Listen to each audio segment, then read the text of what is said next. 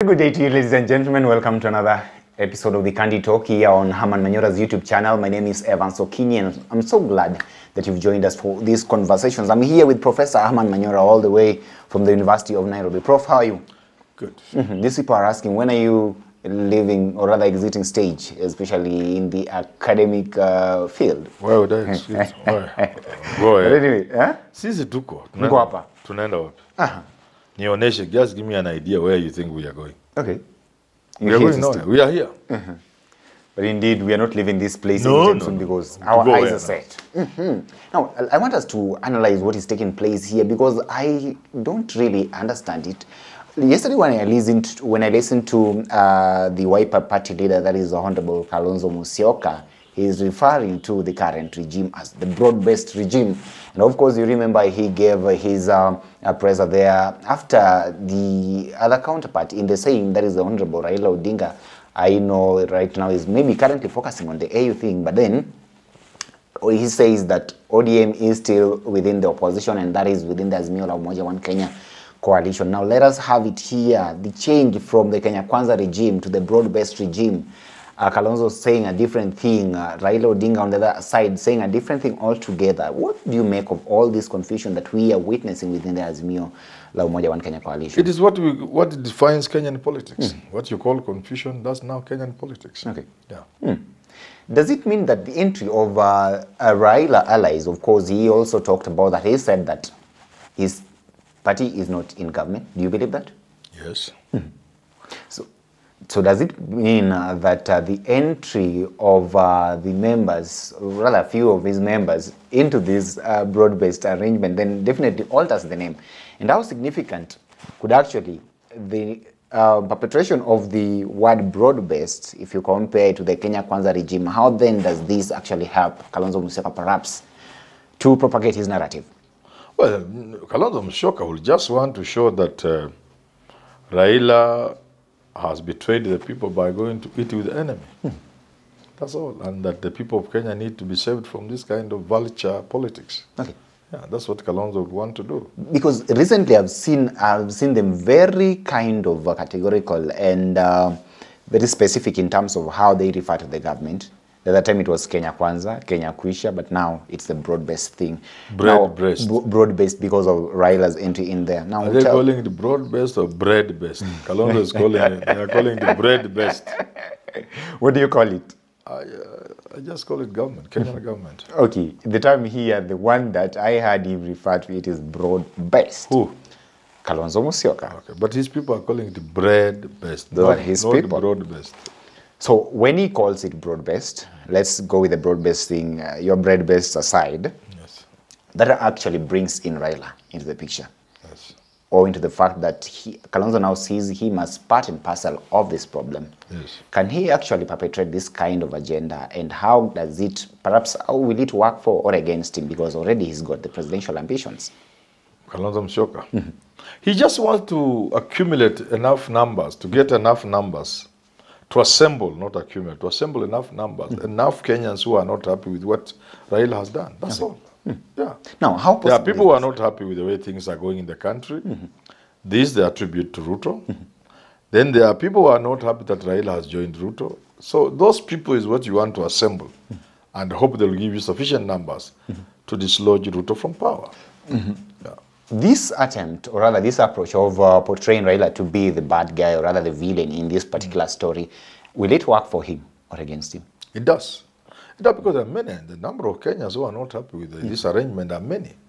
It's up to Kalonzo Musyoka to add that to that list, to grow that list of people in this country who don't like what Raila has done. That seems to be some sort of an antagonizing kind of approach when it comes to dealing with somebody whom he stood by for the past 2 or so elections that we've had in this country.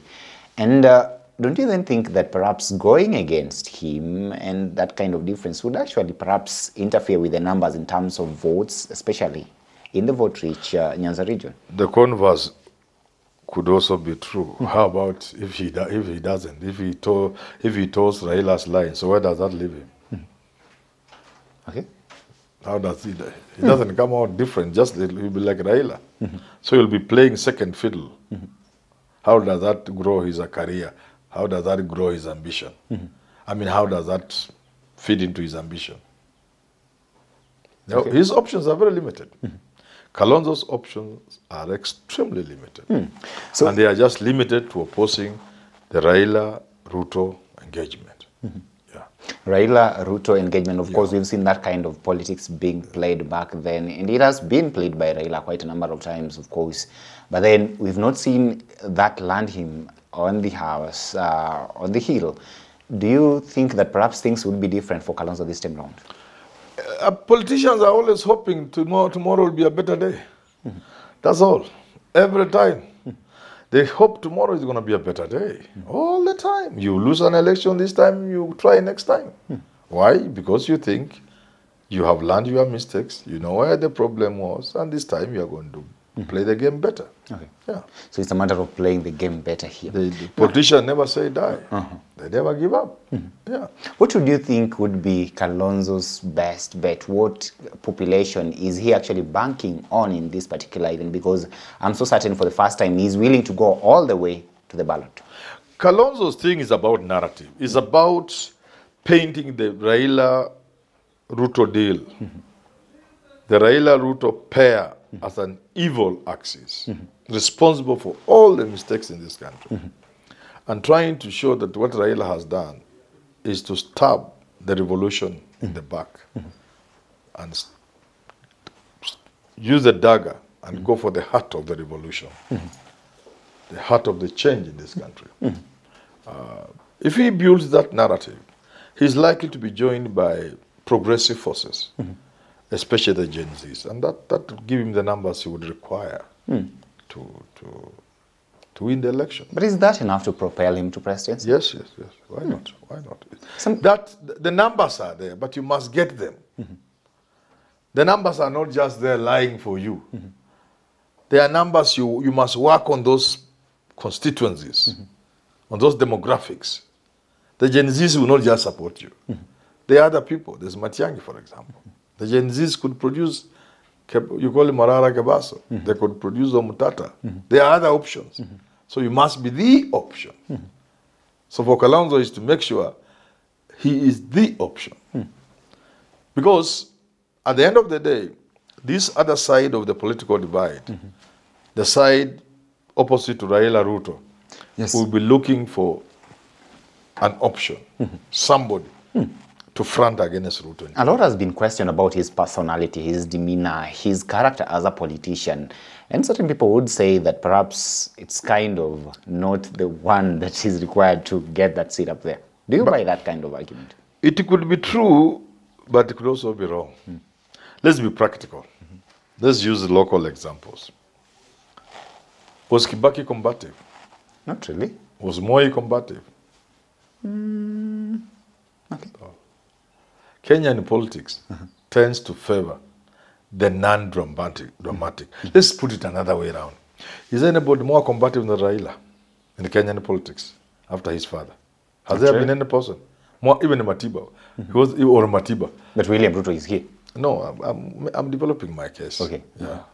They are very combative, But Matiba didn't become president. Okay. Raila has not become president. So the first combative person to become president is William Ruto. One against the many. So it shows that I would not be surprised, and I've said this repeatedly, if somebody like Mudavadi became president. Has Mudavadi even hurt a fly, not a person? Has he ever even hurt a fly? Hata akiona inji hizi chapa. But he can become president. That's Kenya. Kenyan politics favors the non-dramatic. Okay. So the only forceful individual who has got this thing is William Ruto. The only one. Yes. Well, we'll come back and have this conversation and see whether the odds actually favor Kalonzo Musyoka as you're putting them here. Ladies and gentlemen, allow me to stop this conversation at this particular moment. But remember, our eyes are still focused on the ground and what is happening, and we'll actually keep you updated with comprehensive analysis of the same. Till we have this conversation again, have yourself a lovely day. My name is Evans Okinyi.